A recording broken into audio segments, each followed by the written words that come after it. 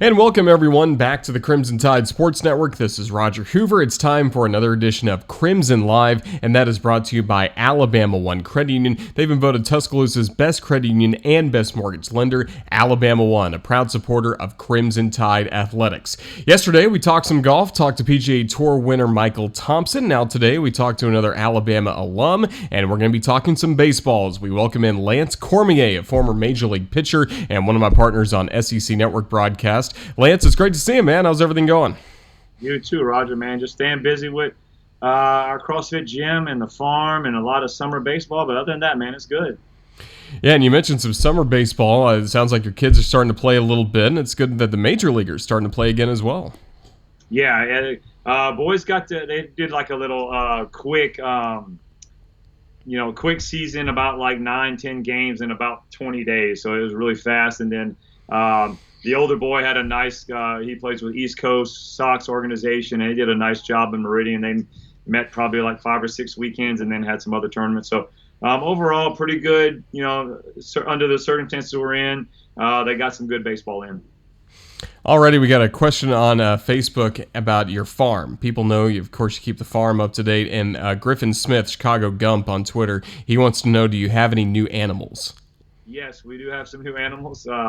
We had actually on Thursday, we had one of our sheep was pregnant, and she had 2 baby boys on Thursday afternoon, and one of them, the mama didn't want to, rejected it. So for the most part, the mama doesn't want to take care of it.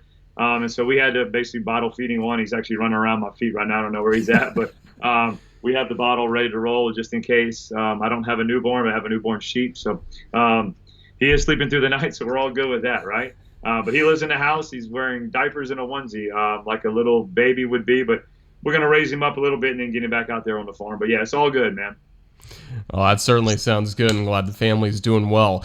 I mentioned Major League Baseball's back. Opening weekend, the Yankees and the Nationals got everything kicked off on Thursday. And even though we've seen some positive COVID tests, obviously with what's happened with the Marlins has been concerning. But just what are your thoughts on baseball season being back?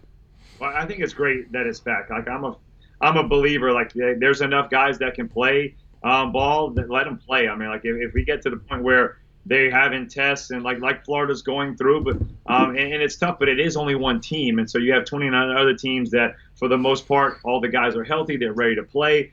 They've been wanting to play, and the fans need to see sports, in my opinion. So it's good that it's back. And to me, what you're seeing is you're seeing a bunch of guys like ready to roll. I mean, you're seeing, the home runs are, the stars are shining. The guys are coming in ready to play. And that was, to me, the question was, who stayed in shape over quarantine when it was basically an endless, like, I don't know what's going to happen. You tell somebody, hey, June 1st you're going to start, then everybody knows, hey, I got something to push to June 1st. But when it was open-ended, not knowing anything, you got guys that probably been like, wow, heck, why do I keep throwing 3 times a week when who knows when we're going to throw? So all of a sudden, those are the guys that are probably going to get injury prone if they didn't do very much over quarantine. But the guys that you can tell, some of these guys were ready to roll, especially almost in better shape than they were in.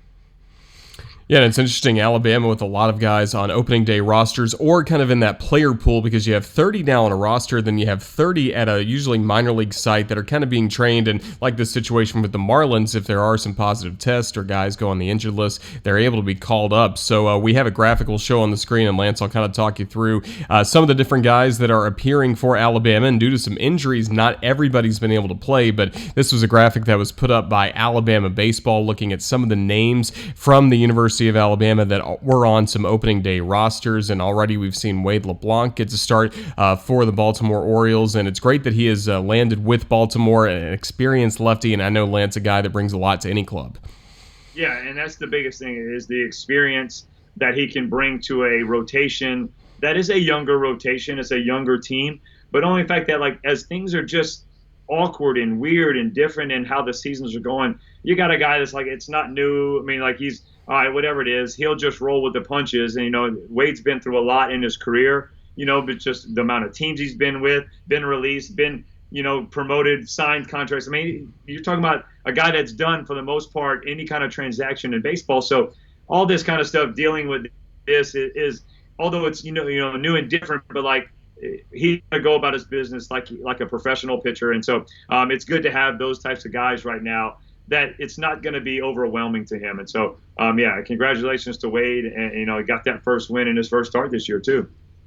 And then how about Spencer Turnbull with the Detroit Tigers? He was able to strike out 8 batters in 5 innings of work. He has had 4 walks, but another guy that's getting an opportunity with a team in the Tigers that maybe not a lot is expected out of them, but in a 60-game season, anything can happen. Oh, absolutely. And so, Turnbull's a guy that has really, as every step he's going, he's starting to pitch more. I've talked to one of the guys that had him in high school, didn't pitch very much in high school, got to Alabama, and was there, but all of a sudden, he had the makeup, the body. He's a big boy, strong, and throws hard. Well, all of a sudden, you put that in professional baseball, and he starts rocketing up in the minor leagues and getting a chance to get to the big leagues. And so I thought the Tigers did a nice job of being able to allow him to get his feet wet. Didn't just truly just, hey, here you go, you're the number 2 man on our team, and we need you in a playoff push. No, he got his feet wet. He learned how to pitch in the big leagues, and so I expect a lot from Spencer. He's got the body to be a top frontline starter. The stuff is there. You mentioned the walks. That's just the part that you have to kind of start to bring into play, where we don't walk as many guys, but 8 strikeouts in 5 innings. Any manager will take that, especially the front office. They certainly will. And then staying in the AL Central, Alex Avila getting some opportunities with the Twins. Mitch Garver will catch a lot of games from them this year, but another valuable member to have, a veteran guy like Alex Avila. He certainly should make an impact with the Twins this year. Yeah, for Alex, he's a switch hitting catcher. What more can you ask for? A guy that can platoon any position. He can give any guy a day off, or he can go out there and be an everyday guy. He's been that before. So, he's getting older, so the legs, the knees got a little bit of wear on him, but still, for the most part, these guys are doing a great job of with the catching there, spelling people and giving people rest. So, but the fact that Avila, a veteran, been around the game a long time, especially with his dad being in the front office a lot with the Tigers, that he's been around the game, and so he knows what to expect as well. And so look for him to, be productive, especially with that organization. Looking at the Phillies, David Robertson hasn't appeared because of injury. Adam Morgan's kind of in that 30-player group that could be called up at any time to the Phillies. And then we have seen Tommy Hunter appear once for the Phillies out of their bullpen, working an inning so far. So really the Tide well represented on that Phillies ball club with 3 guys. But again, Hunter, the only one healthy so far. Yeah, that is the Bama bullpen, man. Last year to go see them in Atlanta, we were right around Father's Day. They were playing the Phillies, and we took my son's ball club up there. And I had really close with Gabe Kapler, who was the manager then at that time, and a couple other players on the team. So it was we were so excited to go see. And then Hunter was hurt, Robertson was hurt. We got to talk to Adam Morgan. I think all of them were down. So it was man, we were coming to see the Bama boys. But you're right Morgan staying ready in that player pool. As a lefty that throws hard, he's been in the big leagues the last 4 years. His opportunity is gonna come. It could be tomorrow, it could be the next week, but it's gonna come soon. With David, just as he's getting older, just trying to battle those injuries, it's tough. And I know there was a part where he was at the point where didn't know if he truly wanted to come back and to fight with all the virus stuff. But I hope he's able to get back and finish his career on a positive note, like most guys want to. But Hunter, man, you want to talk about another bulldog guy, just big time arm and competitor out there. I love watching him pitch because he will compete till the end. So it's good to see him back out there on the mound as well. And then we haven't seen Matt Foster appear yet for the White Sox. Jimmy Nelson with the Dodgers out right now with injury as well. One other guy I wanted to touch on real quick, Taylor Gilbo for the Seattle Mariners. 17 appearances last year. He's already appeared once this year. Another young Alabama guy that looks to have a nice major league career ahead of him.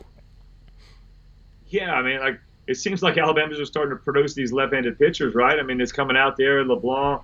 Gilbo's kind of the next. They're both from Louisiana, so that little Louisiana connection, which I like, is where I'm from as well too. So I got to see those Louisiana boys in the BAM uniform and still getting to play. But Gilbo is kind of bouncing around. It just shows you. You always hear the talk of, hey, if you're left-handed and you can throw strikes and you want to play and you want an opportunity, you'll get one. And so that's exactly what Taylor has gotten, and he's made the most of it. And so again, a lot of times with baseball, especially in the big leagues, it's all about being right place, right time. The opportunities that you get, whether it's an injury, whether it's a team that doesn't expect to contend, so they're more aptitude to go to a rookie or younger guy. Heck, I had both of it. I was in a team that we were 51 and 111, and we had like 8 or 9 guys on the 60-day DL. So I mean, we literally were a AAA ball club trying to play in the big leagues. So we're enjoying the fact that we're in the big leagues, but losing pretty much every day except when Randy Johnson would pitch. So so you can kind of see a lot of that with Taylor and the Seattle Mariners, but all you can do is, if you get the chance to get up there and pitch, is make the most of your opportunities, and that's what he's done, and hopefully going to be able to carve out a spot in the bullpen for a very long time. Let's wrap it up by talking about Alabama baseball. Of course, you were on the call for most of Alabama's games to begin the year, and you and I were getting ready for Alabama against Mizzou to begin SEC play before everything was shut down due to COVID-19. But 16-1 for the Crimson Tide. You had to like the start, and you have to like what Coach Bohannon's doing for this Crimson Tide ball club. Yeah, no question. It was an exciting start, and I know there was like a lot of just bad taste left in the players, the coaches, and for me, even same thing, because it was always like, okay, yeah, the non-conference. So I really just wanted to see the team, what they would do in conference play, because I felt like they were better, they were more prepared, the talent level was better, so I felt like that they're ready to go. Now, that doesn't mean that they're all of a sudden going to be 6th in the conference, because finishing 11th in conference still means you're a top 30 ball club. And so I just wanted to see how that was. Then I had some thoughts on like, how would Prelip hold up? I mean, a guy who still hadn't given up a run in college, right? I mean, as a freshman, strolled on campus throwing just BBs down. I mean, he literally looked like he was throwing fastballs down the middle, blowing it by guys. And I'm like, how are they not hitting this guy? Would that hold up in conference? And so I was so anxious to see that. Another young Antoine Shawn, how that guy, how the other guy, the young hitters, how that would play in, seeing Sam Prater back in the lineup. All that was going to be fun, getting to see Tyler Gentry in that draft year, ready to go for a full year. I mean, he came out of the gates hot as can be. So that was disappointing to see, because you just wanted them to be able to get on the field, either prove the doubters wrong or not, but to be able to go, hey, we can put our finger on it. This is who Alabama baseball is now. And I believe it's better in a better position. And a lot of it is, I mean, you got to give a lot of credit just with Bo, Coach Zilli, Coach Jackson, Matt Rader. I mean, those guys that not only can they recruit, but they're learning how they're showing they can develop the talent as well. Because I mean, they had guys here from the other staff. They kind of developed them. They got a little bit better, like a Brett Auerbach.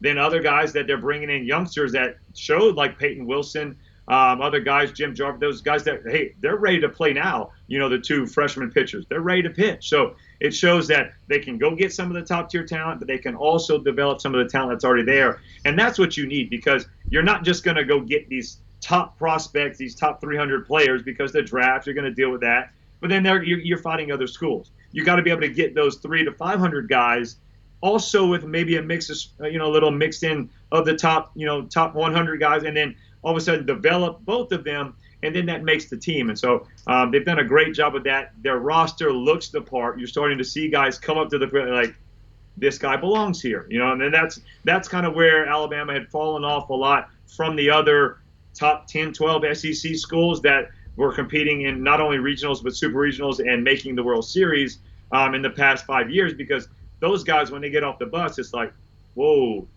I don't know if he can play, but he looks like he can play. And now Alabama's getting those guys that not only look like they can play, but they also can play. Well, it certainly is exciting, and we hope this school year, of course, and the sports season will be as normal as can be to see the development of Alabama coming up in year 4 for Coach Bo. But again, we did see some good things before everything was shut down. And Lance, as we start to wrap it up, we look forward to catching up with you more down the road, hopefully getting ready to preview baseball season coming up. But thank you for your time today. We're glad Major League Baseball is back, and we're glad everything's going well for you on the farm. Yeah, you guys for having me. Anytime, man. We can talk baseball for days. I love it. But yeah, I look forward to Alabama having a good fall and, man, getting ready with almost even more energy and excitement to start to try to prove those guys wrong. That because everybody say, "Wow, it's a tough non-conference, whatever." But I look for them to be ready to roll. But yeah, it's good to have baseball back and fun to watch on TV. All right. Well, he's Lance Cormier. I'm Roger Hoover. Thanks for watching this edition of Crimson Live. So long, everyone.